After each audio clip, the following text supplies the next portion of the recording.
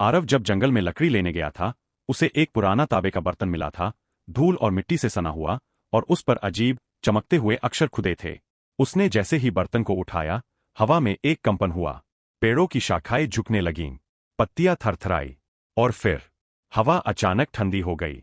आसमान में बादल छा गए, और बर्तन से एक भयंकर नीला धुआं उठने लगा।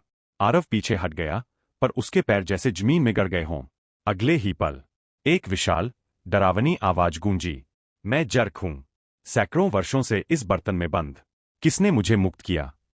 धुएं से एक अद्भुत आकृति उभरी, सिर पर मुकुट जैसा ऊंचा साफा, आंखें बिजली की तरह चमकती, और शरीर इतना बड़ा कि पास के पेड़ों से टकरा रहा था।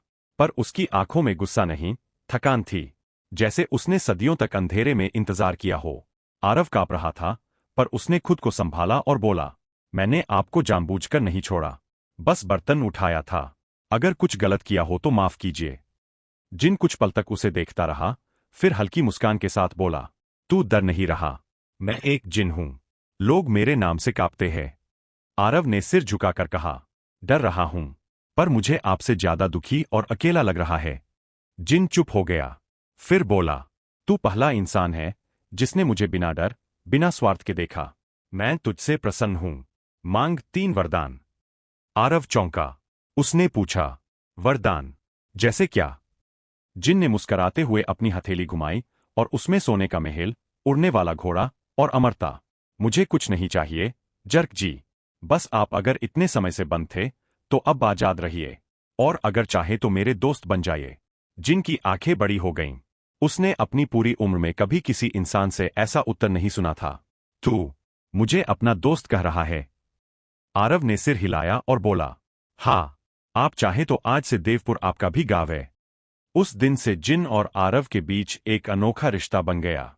आरव ने जिन को गांव में छुपकर रहने को कहा, क्योंकि लोग डर सकते थे। जिन, जो पहले गुस्से और बदले की आग से बना था, अब धीरे धीरे इंसानियत सीखने लगा।